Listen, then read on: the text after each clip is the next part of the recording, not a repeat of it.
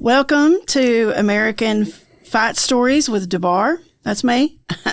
We're challenging all Americans to be better Americans, showcasing excellent American fighters, not necessarily MMA fighters or, boxing or something like that, but we're showcasing, the things that make America great, the people and that's the people. Right? Yes. And the fight and the people. So, we thank you for, tuning in to us and giving us a try and being patient with Melissa Dabar as I learned to do my own podcast for the, first few times. And I appreciate that. And, I'm honored to have, Jenny Dell Anderson. Yes. Is that right? Jenny Dell Anderson. I've never interviewed a Jenny Dell. I'm a nurse and a lawyer for many years, and I've never had a Jenny Dell. But Jenny Dell remembers me. Yes. Okay. So how do we know each other? In 2016, I was a victim of a severe domestic violence incident and was taken from the hospital to House of Grace. Okay. And what's House of Grace? It is a beautiful place for battered women to be protected and heal until they can move further in their life. And Miss Katie, I got to know her personally, and she's amazing. They saved my life.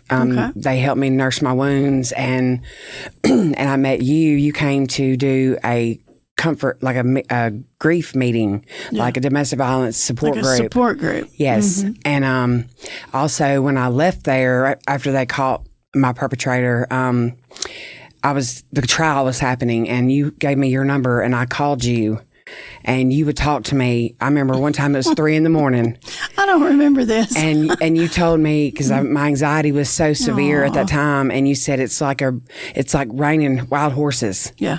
And I'll never forget you telling me that. You said you got to pull it in, pull it in. And I've learned to do that over the years. This was in 2016. Okay.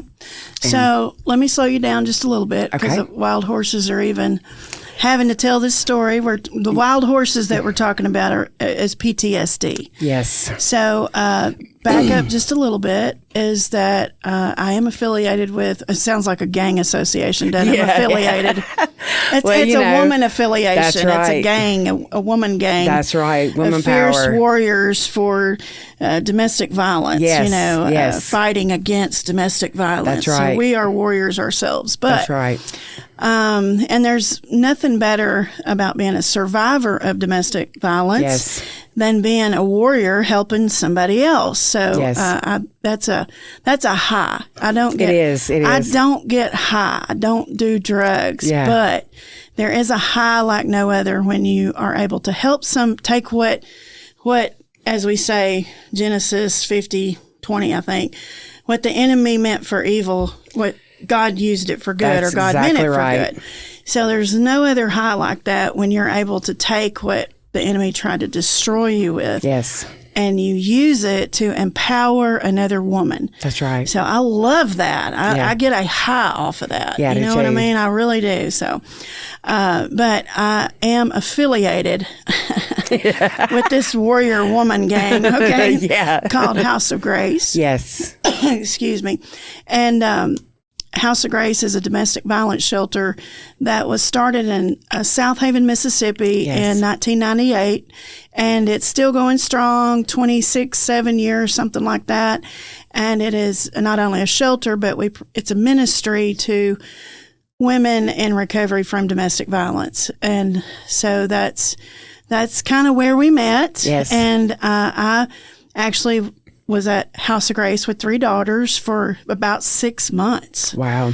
And I don't know of anybody else who stayed that long or had to stay that long but me. And that doesn't mean you can stay 6 months. Right, right. It just means that's how severe it was. But so I'm definitely a person that tries to give back. So I owe they've never said, Melissa, you owe us something. Yes. Everything there was free, when I went there. But I owe it, in my own soul. I owe it back. I feel the same. Yeah. So we met in that And so Jenny Dell is kind of one of the people that comes back and says, thank you. Yes. And so there's times that Melissa Dabar is sick of listening to women in domestic violence and just sick of it. But Jenny Dell comes along and says, thank you. Yes. And it meant something to me. And when you reached out to me and said, hey, you made a difference. And I do remember your story a little bit. Yeah. But I feel like I really, and this podcast is new, but I kind of teetered on whether or not to just make it domestic violence. Right. Or to do it more about American. So we're going to do some shows that are just focused on domestic violence. And you are, the first guest I've had where I really want to focus on domestic violence. And you're not only a survivor, but you've become an advocate. Yes. So no one really celebrates victims. And we don't want to have a victim mentality. No. But we can move from victim to survivor. Yes. And then we can also move into an advocacy role. Right. So I've still kind of flounder around, just to be honest, because I thought if I came to House of Grace within a week, I'd be cured. Yeah. That didn't happen. No, That's been years ago. So the more I learn about domestic violence, the more I realize it is a maintenance. It is a recovery in and of itself, and we have to do hard work, not just to overcome it, but to maintain what we have, or we're vulnerable to slide back off into it. Yes. Okay. So, and that's just kind of a preview there, but another little thing I wanted to say, we have this little bell. Okay. So during the podcast, if I hear something that is just like fight, if I hear something and I'm like, yes, I'm going to be tempted to pick up this bell and ring it, Yeah, yes. So if you fell asleep or wandered off, or you're running 3 or 4 phones like some people do, like I run 2 phones at the same time. If you hear the bell ring, tune in because it's something important. But I did invite Jenny Dell here today to share her story, share her fight. That's right. She is a fighter. She is very, and I see it in her eyes. That's what I like. I feel like, over the years working at the VA with veterans who had been to, World War I, World War II, Vietnam, that sort of thing. And then of course the Iraq wars, but I can see it in your eyes, and even as a lawyer, I can see fight. Yes, and I absolutely. like it. I like it if I got somebody that will fight, not fight against me. Yes, but fight with me. Like, let me get you in the boat. That's right, and get you on the other side of this battle, this war. Jenny Dell and I met. Where were you at that point? Well, I'd been with this guy for several years, and it was very abusive. When I finally decided to leave. What do you mean by abuse? He gaslighted me, would say I said things I didn't say. There were things in my phone that weren't in my phone. He told me I couldn't wear makeup. He took my phone. He isolated me from all my family. And he didn't hit me until like a year in. Okay. And the first time he slapped me, it was like, I didn't know how to act. And he said I had lied to him. And so, it progressed from there. And by the point it got really bad, I was so isolated from my family that, I felt like I had no one. And I remember calling the House of Grace way before I went. And I was scared to leave. How did you hear about the House of Grace? I looked online. I Googled it. Okay. Where were you at the time that you called House of Grace? I was living in Coldwater with him. Coldwater, Mississippi yes, is ma'am. in Tate County, which is one county south of DeSoto County where the House of Grace is. House of Grace serves 9 counties, sometimes up to 11, and at different times, depending on funding and resources and sister shelters. So, but she's in probably about 30 or 45 minutes away. So you heard about House of Grace, and what did you... I called, and then I was afraid to leave. What did you think was going to happen? I thought that he was going to kill me. Okay. Why did you think that? He had choked me. He had threatened to kill me. Okay. Told me that no one would even look for me, all those types of things. And it did something to my mind, Melissa. It made me believe. I started believing everything he was telling me. And so... Did you know, and I can either let you free flow or I can stop you. You're I fine. can stop the horses from running away. Yeah. And us just having a little 15-minute podcast because, you know. Right. But did you know at the time that choking is one of the number one indicators of lethality in domestic homicide? I didn't at the time. Okay.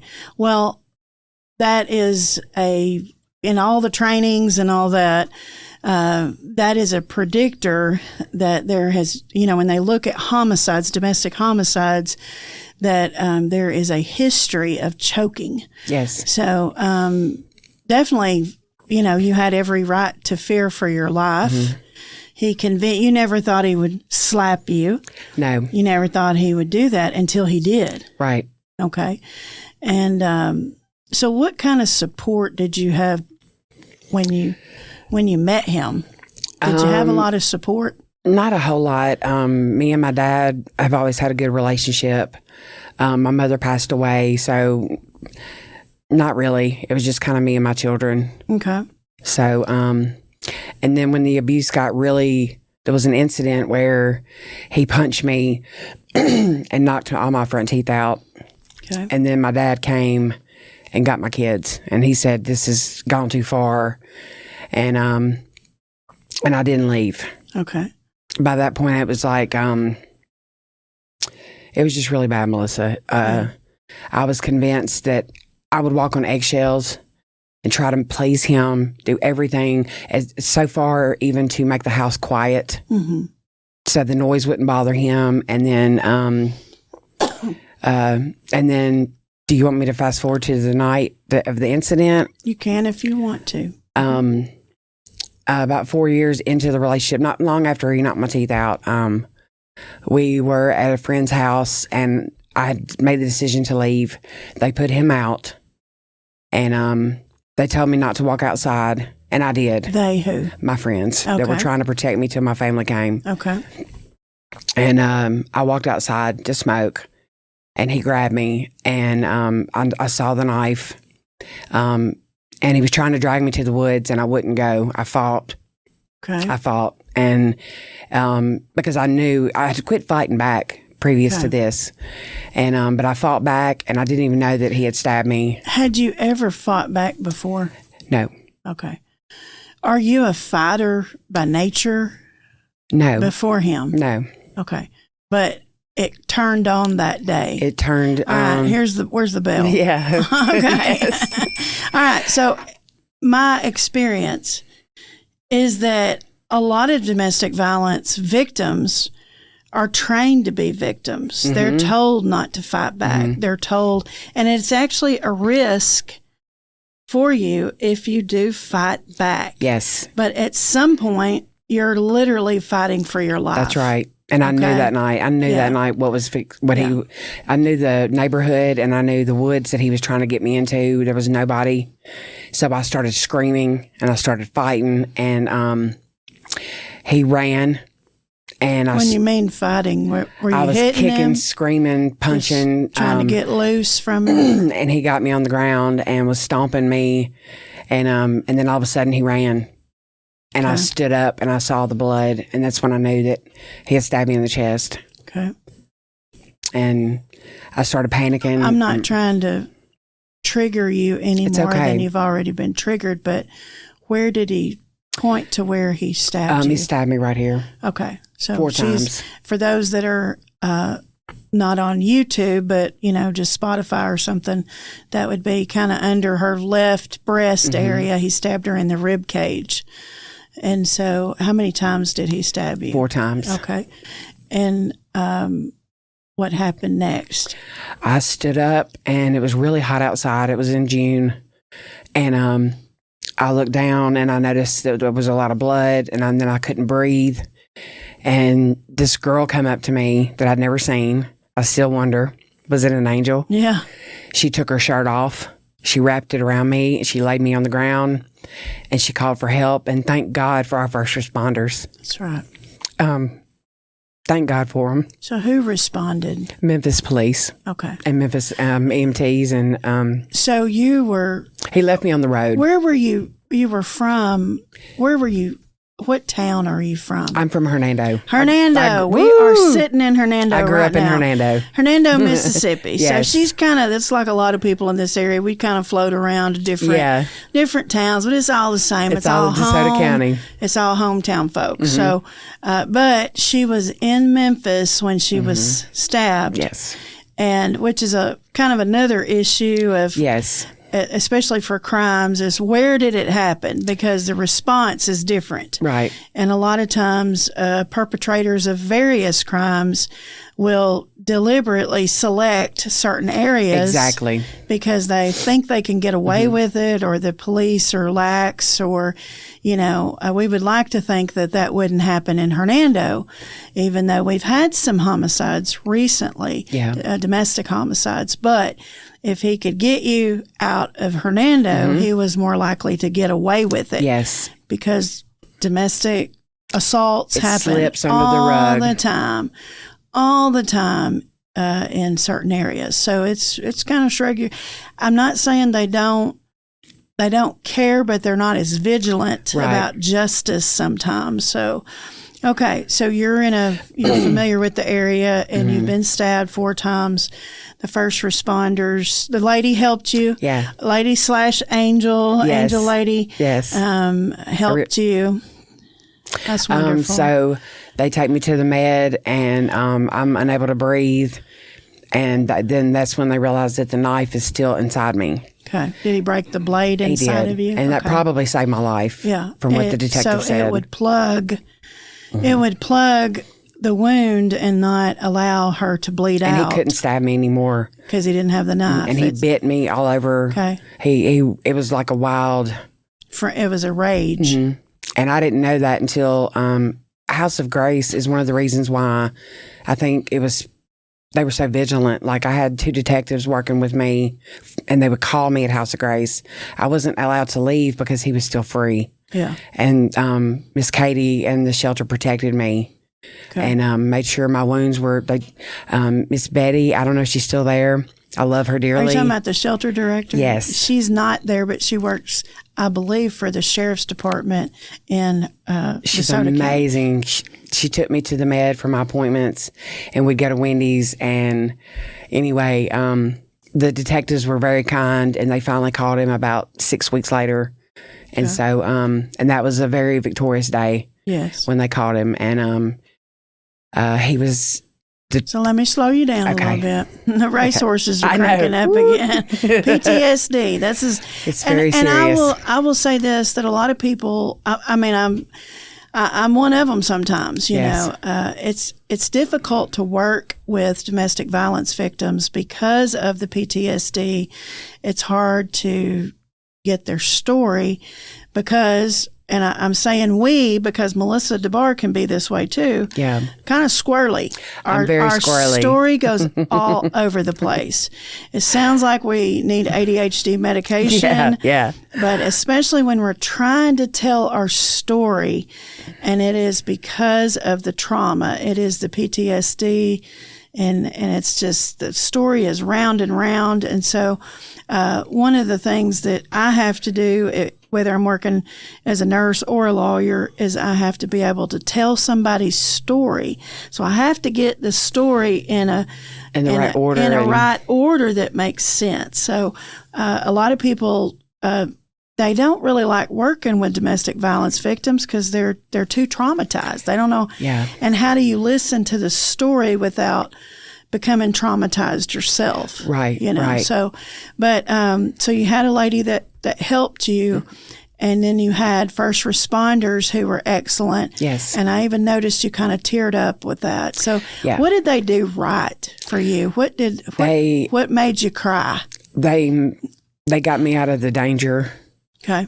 And they stayed in the room with me once I got to the hospital. The detectives and the police stayed in the room because they didn't think I was going to make it. Okay. And they asked me, I was trying to breathe, and they asked me his name. I told him his name, the perpetrator's name, and that he was my fiance, and that, they didn't know if some random person had stabbed me but I teared up because first responders run to things that we're running away from. And they're just a beautiful group of people. And then I got, and they took me in. You felt safe. I felt safe. When you met a first responder, and when you say first responder, are you talking about police, firemen? The EMTs and the firemen were there before the police. Okay. So when you, even though you couldn't breathe because you had a knife blade in your pleural cavity, in your lung cavity, you've got a knife blade, what we call a pneumothorax, meaning instead of going, then this wound over here is sucking air. Yes. Because you've got a hole in it. But so when you were in severe danger, life to the point where you've never been a fighter, but all of a sudden you are fighting for your life. I was. And then you ran in, so you're in, like on a scale of 1 to 10 with danger, you're at a 10. A 10.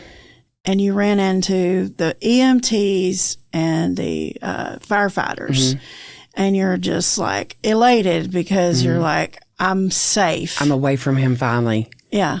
And even though it was like a tragic thing, God turned it around and it got me away from him. And then they were rough, they got to get you stable. Oh yeah. But they were I just felt safe is the only word I can say about that. Were they kind to you? Yes, they were. Okay.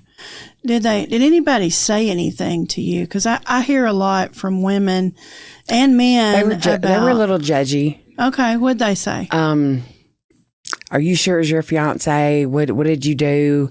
Okay. What happened? I get that a lot. The times that I have told this story is, well, what did you do to him to cause that to happen? Why did he do that? Yeah. Were you cheating on him? And then I get defensive and think maybe, I still, Melissa, sometimes, in my mind think, could have I prevented it? What was my role in it? And my mind gets really twisted up about it. Yeah. So what happened after?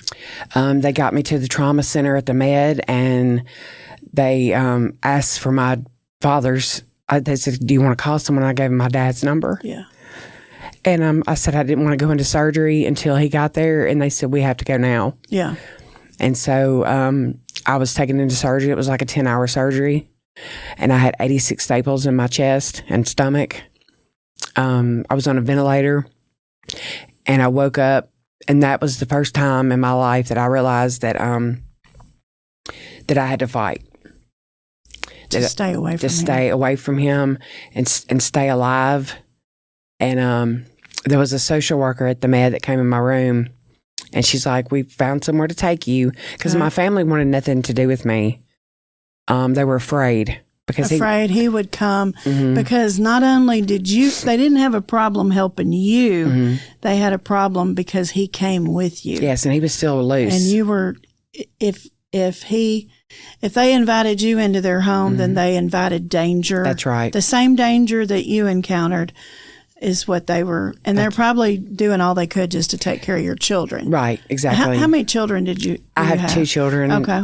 They're beautiful. I love them with all my heart, and they're amazing in spite of me. And I got a 17 and 18-year-old. Well, I'm sure they're encouraged and inspired by the transformation in mama. Yes. These babies need a mama. They do. You've got to fight. That's right. You're not, we're not. And they were unaware. My dad protected them from knowing what was going on. But just also I want to say that he was seen in my father's town in Pontotoc, Mississippi, harassing at my kids' school. You know, this is how dangerous this can get. Okay. You know, the police in Pontotoc were made aware when he was running around. So he knew he couldn't get to me, so he was trying to get to my children. He's not their father. That's how batterers serious. do. If they cannot get to you, then they go to the circle. That's right. They go to your dad. If I can't get to you, then I'm going to get to your family.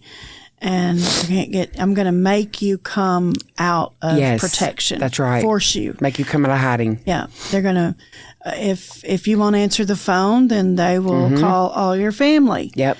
And that way you're forced to call. Right. Or you would rather just go ahead and talk to me because... Just so you'll leave me alone. Yeah. Or, you don't call my mom. You know, I'd rather listen to you than have to you call my mom or call my dad and harass them or threaten them because, like my mama will pull a shotgun on you. She don't care. That's how my dad is. He's an old country man, My mama will pull a gun on you. But that's what they do. That's common, that he's looking for you. He's hunting you is what it is. Exactly. He's hunting you. So you came to House of Grace, and I think it's pretty common that Memphis Police does reach out to House of Grace because we are secure. And how did you feel safe when you were there? Oh yeah.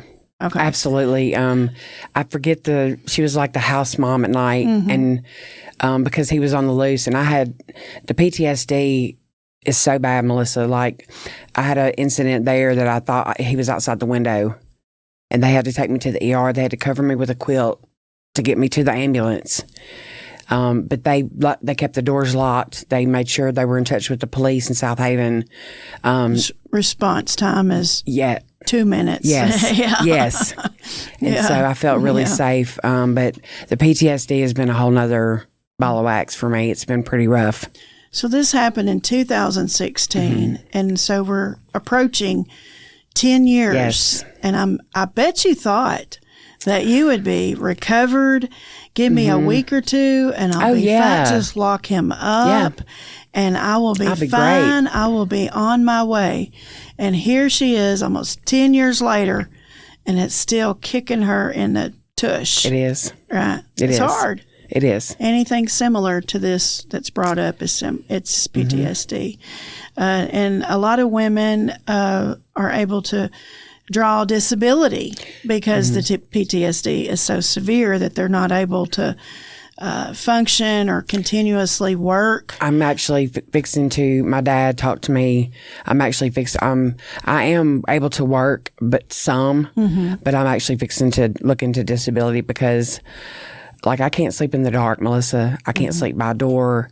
It manifests in weird ways, but it's affected me drastically. Yeah.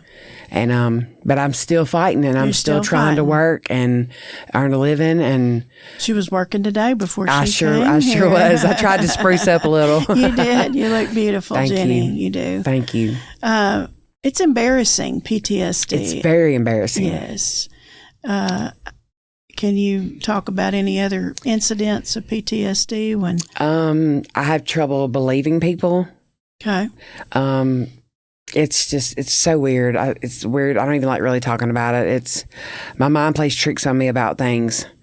I'm very suspicious of people. Fear. Tons of fear. Fear. And it's just fear's not even real except in my mind. Yeah. And my emotions. And then I have adrenaline rushes for no reason. Okay. I struggle with that. What about anniversary dates and things? You said this happened in June. Is this June 16th or June 23rd? Excuse me. June 23rd. So it was on his birthday. Yeah. So, what happens when it gets close to June 23rd? Is that a trigger or not really? Not really. And now it's a celebration for me. Okay. That I survived, and of course I have terrible scars. But now I look at them as I survived. Yes. I'm a victor now instead of a victim. That's right. And but also I want to say Miss Katie took me to one of my appointments to look at my wounds, and we got the chance to have a long talk and go out to eat. And she told me, she said, "You'll either become one or you'll attract one." What did you think about that when she told you that? At first, I was like, wow, how could I ever become an abuser? Yeah. And how could I ever be with another one? And she was absolutely correct. Yeah. So how did that happen? I met another person, another man, and we've been together almost 8 years. We've been separated for 5 months now. Okay. And I am going to divorce him. And it did become a domestic situation. And it's just, I hate even admitting that. Like my closest friends, I kept that secret. Yeah. Because I was like, not again. Yeah. How is this happening again? And then I was like, we can get better. We can just pray more, go to church more. We're both saved. We both believe in Jesus Christ as our Savior. This can't be happening again. Yeah. But it did. And so I had to come and admit to my closest friends who are my accountability. I just, Miss Katie just gave me some good advice. And then I also want to say that after I healed up a little and my kids came to visit me, I didn't have any groceries in the house. And she said, come on. Yeah. I called her up and I went over to the thrift store. Yeah. And she gave me a bunch of groceries and met my children. And she's just a beautiful woman. She is. I love her dearly. She's the first person that I had on the podcast. I saw the video. I did. And we had to wait around, make sure, because it was really important to me. Yeah. Because she saved me too. Yeah. She really did. And she's precious, dear, she is. dear. She's probably one of my best friends. She's 87 years old, but I'm honored. I'd love to see her again soon. Prayer partners and all that. So I literally just saw her Saturday at my daughter's wedding. So yeah, she's an amazing woman. She is. But you are too, Jenny. Thank you. And I love a circle of strength of women that are able to, they're strong enough not to tear each other down, That's but right. to build each other up and draw strength from each other. So, right. What about your children? How have they been impacted by all this? My son has really bad anxiety, but he's a fighter. Mm-hmm. He's a fighter. And my daughter's, she's doing well. We don't talk about it. You know, they didn't know about the incident until years later. Okay. We protected them from that. Me and my dad did. So, have they witnessed domestic violence? Yes. Okay. Get slapped. Okay. They've seen me get, cussed out and stuff like that. My son has, and I think he is so against it. But yeah, he's witnessed a whole lot of things. Okay. But he's a wonderful young man. He's 18 and there's a lot of research related to the impact on children witnessing domestic violence. So, and I personally, I started out helping a lot of women that were victims of domestic violence, try to help them transition to survivor. But actually, it's been a very strong pain in my heart that there are so many men who are victims of domestic violence. Absolutely. And when I that's even when you get like a full room of the experts, in domestic violence, there's a question about what the definition is of domestic violence. I'll just say this: when I was growing up, I thought domestic violence was a black eye. Yeah, I didn't know that it was other stuff too. So I was not a victim of domestic violence because I'd never had a black eye. My marriage was good because I never had a black eye. And then, later on I did get a black eye. Yeah. And then I couldn't deny that I was right. That something was wrong. I couldn't deny it. But the truth was I had been a victim of domestic violence long before I ever got that black eye. Just kind of like your choking incident. Yes. And then, also, I'll just say this, and I know you and I've talked about you starting a domestic violence support group. Yes. Which I'm so excited about that. And I've worked in drug and alcohol treatment and mental health for many years as a registered nurse, and I love doing groups. I love facilitating recovery groups of various kinds. And I did a House of Grace domestic violence support group for several years. But what I was kind of surprised to know or learn, and I shouldn't be surprised, but over and over and over, and I can say this is true for myself too, is that I was already a victim before I ever was really, right. I thought that in counseling that we were going to talk about my abuser that fractured my skull, but instead we talked about, I hate to say it, but it was my dad. Yeah. And I love my dad. Yeah. He's deceased now, but he was very emotionally, psychologically, and spiritually abusive, which trained me to be the perfect victim for domestic violence. And one is the submission, and women roles are subservient to this is what men are smarter, they're better, they're stronger, stronger, and you're just a woman. So I was already kind of primed for all of that growing up. I was primed for it, and there's a lot of messages in the church and things like that perpetuate domestic violence across communities and generations and things like that. So as I've been actively doing this since my own assault in, I think it was 2008. And I learn all the time, and I feel like I've got about 150 years of work to do. Yeah. I'm still learning. I'm still learning. And I'm learning from victims, and I'm seeing the patterns, and I'm seeing even the behavioral science part of it, that it's predictable, and it's and especially among the homicides that I'm looking at very carefully. It's just the grace of God that Jenny Dell was not killed that night. Absolutely. It is the grace of God. Absolutely. So a lot of times women, that have suffered what you've suffered, it's like, he wanted to kill my voice, Yes. And I still felt like for a long time after I healed up a little bit physically that he won.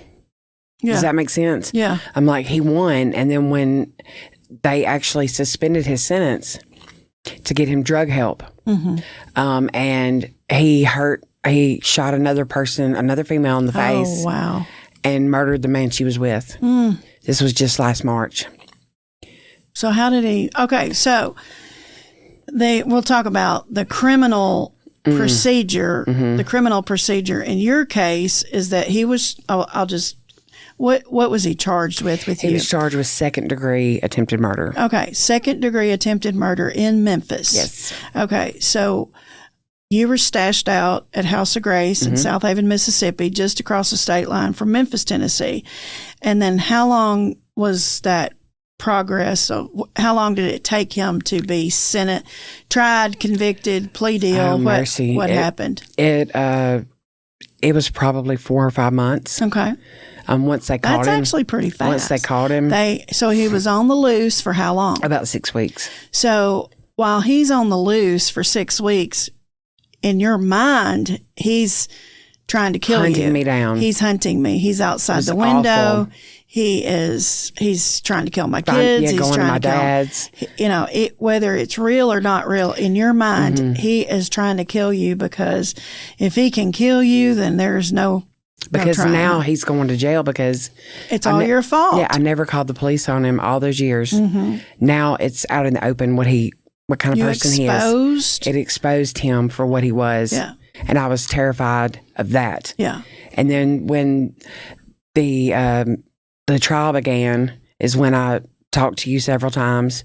I wrote a victim's impact statement to the judge, and it was more directed towards him.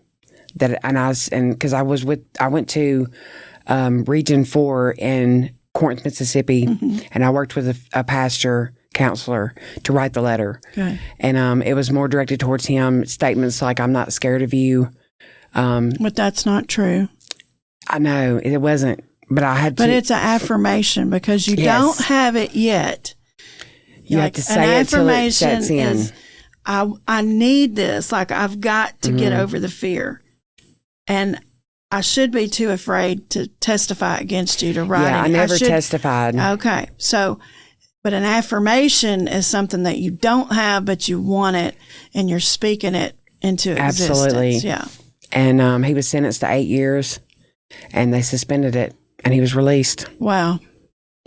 And say that again, because that's just unbelievable. He was sentenced to 8 years, and he was released to Salvation Army, which is a treatment facility that you can walk out of. And he walked out.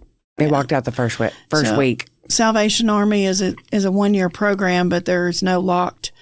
It's a volunteer. It's not a secured facility. So he's sentenced there, but he walked out. Okay, so he got nothing. Nothing of substance except a conviction. Yes.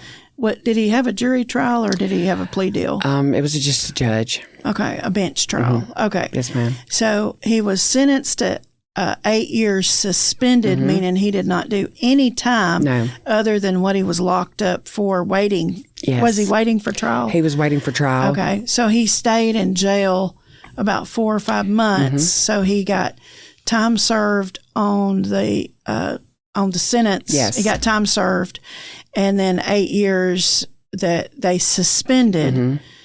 Did they ask you what you wanted to do? They did. And I didn't know what to say. Did you understand the process? No, I didn't. Did you think he was going to go to jail for 8 years? I didn't know. I didn't know what to say or what to do. I needed my own attorney. The state represented me, which I do appreciate, but I was in a terrible mindset, Melissa. My mind was so messed up, and I was afraid that he was going to get a little sentence and sit in there and think about nothing but me. Yeah. And I told the judge that I was afraid he was going to sit in there and stew and just wait for the moment. a raging bull. Yes. Yeah. And then I thought, well, that's kind of self-centered. Maybe, you're just all over the place with it. So at this point, what needed to happen is you needed a victim's advocate to sit with you in court, somebody who understood the process, who was trained to understand what a plea deal was, what a suspended sentence was, what the impact of any probation, the fact that Salvation Army is not a locked facility. You can walk out of there, which is exactly what he did. Yep. So you needed somebody with the information like I just recited to you that knew that basically nothing was happening. Right. There was a person that was contacting me about about the dates and stuff. That's a victim's coordinator is what it is. And she, once he was released to Salvation Army, I had this notification thing that they would tell me where he was at and all this. Well, he was eventually arrested again for more different crimes. Yeah. Of course. And he ended up doing, I think, 3 years of that time. But it was on another charge. It wasn't even, he basically did 4 months for stabbing me. Yeah. Attempted murder. So then after 2016, after he got out of Salvation Army, while he was on this 8 year suspended sentence, which means he should have went back to jail. Yes. Okay. Especially with any crime of violence. But instead, he shot another woman in the face. Yes, she survived. Okay. But the man that was with her did not. Okay. So he shot 2 people. In Memphis. In Memphis. And what was the result of that? I don't know the result, but I know that I ran into his mother not long ago, and, she tried to protect me and tell me to get away from him. Yeah. He actually abused her also. Okay. Broke her nose, broke her arm. But anyway, I didn't ask. She just said that he would never be getting out. My son has researched it online. I kind of became obsessed with it, Melissa. Yeah. Like I wanted to know where he was, and I had to kind of stop myself. Yeah. Because I don't know, it just does something to me inside. You can lose yourself in all that. Absolutely, you almost did. Yeah, a lot of people lose themselves in the trauma and stopping it or preventing it from happening again from the same perpetrator. And some people try to change themselves to camouflage and some people realize God and his angels are the only ones who protected me. And look, and I want to tell you this. I don't know if you remember this conversation. The wild horses was one thing about my anxiety. The other thing I told you, I said, I'm going to get a dog and a gun and I'm going to get a big fence. And you were like, baby, God is the only one that can protect you. He saved you that night. Why wouldn't he do it again? Because I was ready to suit up. Yeah. I was ready to get all this stuff. And, but I didn't. And well, sometimes, and I do, I want women or men to feel protected. So Right. I don't want to guilt trip anybody to say you can't buy a gun or, those are big decisions They are. and it's personal decisions, whether you file for divorce or whatever, that's between you and God, not me. Yeah. So I don't want to discourage people, but the truth is if somebody is hell bent to kill you, there's usually not much you can do. That's right. It's the grace of God that I'm here. That's right. It's the grace of God that you're here. Amen. So am thankful. I've done everything you're supposed to do, and I've done everything you're not supposed to do. Yeah, same here. And you do get deeper into the trauma, thinking that you can. That's kind of the worst fallacy of all, is that I can control this, and you cannot. You cannot. You cannot control it. If we were to sit down and analyze your whole story, there's nothing that you could have done to stop what he did. There's nothing that you could do to help that next woman other than to prosecute him to the best that you can. And I've gone over it a million times in my mind and with family members, and like me and my dad haven't gone in depth about it because it did something to him too. Yeah. He was a great father. He still is. I love you, Daddy. Oh. But my mother, talking about generational things, was married 9 times. Yeah. And they were all abusive in some form or fashion. And God rest your soul, Mom, I love you. I don't mean any harm. But Are they watching us in heaven? Probably. You think of this podcast? Mama, I'm sorry. I love you. Hey, Derek, we're on up in heaven right now. Derek's our producer. We're really live now. We're celestial. Okay, go ahead. But, I just recently realized that my mother in some way conditioned me to make the decisions I've made. I don't blame her. Yeah. But at the same time, as I'm going through this separation and everything, I'm noticing a pattern. Yeah.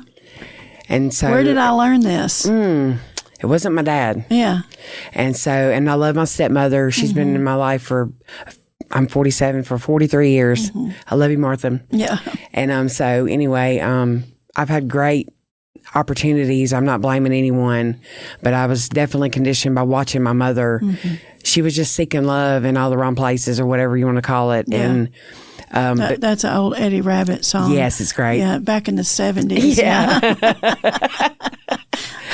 I would try to sing it, but I probably squelch or something. Yeah. Go ahead. But and I realized recently that maybe I just need to be with myself and become an independent woman. And I've got my own place, and just got it. I move in Thursday. Wonderful. With my roommate Heather. It's just great to break free. God's showing me the chains that I need to break free from. Yes. Because if you don't know there's a problem, you can't fix it. Yeah, it's easier to blame it on somebody else. Yeah. Okay. Oh yeah. So even kind of what I've learned and analyzing, my own situation and also analyzing other people's situations, is there is no black or white hat in this situation. No. Is these are two people frequently that both of them have problems, Yes. and they are magnetized to each other. Oh my gosh, that's so true. The most toxic, get together type deal. And but I've just kind of noticed there is no black or white. No. And if you analyze both sides of it, as a defense lawyer, sometimes I'm able to defend the worst, and I can get on each side and see that, well, you did this, kind of like, the enemy in the garden, accusing people. That's right. The great accuser. We're all good at the blame game. I didn't do nothing wrong. Right. But the truth is, like when you really get down and look at it, you were carrying things into the relationship. That's right. Bleeding on someone. Contributed to it, so. For sure. Yeah. So we, that's healthier when we're able to say, yeah, I brought some stuff to the table myself that I didn't deal with. And so once your eyes are open to it, then you have a responsibility to work on it. That's right. Yeah, we work on it. So, and we help others. We're not always just like, even the armor of God. There is nothing in the back. That's right. So there is nothing, there's no part of the armor in the back. You have to have other people that you trust. That's right. That have stand your back six. Stand back to back. Yeah. Yeah. And you have somebody back there that says, look, I love you and I care enough about you to tell you this is a problem. This absolutely. And accountability. so those are the good people in your life that God brings to you to help show you, like, this is an issue. I'm tired of seeing you go through this, 12 times or something, yes. or, picking the same guy over and over, different face, so, but, is there anything else you want to speak about or things that are going good in your life right now? I just want to say that God has brought me, I'm in recovery. Good. I have my children in my life. Wonderful. I have my dad and my stepmom, and I went to see my brother that I haven't seen in 10 years. I'm going through a separation, but it's a beautiful thing God is showing me for him and me. Yeah. For my husband and me. He's better off without me also. I'm not trying to play some victim here. Okay. But I just love God and I love helping other people. I love my country. Good. Fight. Yes. I'm a very patriotic person. I'm glad you fought back that night. Yes. I'm a fighter and, you are now. Yeah. You weren't before, I but wasn't you before, are now. And it's crazy the things that we have to go through to become a fighter. But yes, I also will fight for other people. Good. What are some messages? I hate to just backtrack a little bit, but can you remember any of the things that people told you that helped you fight or helped you, or things that hurt you?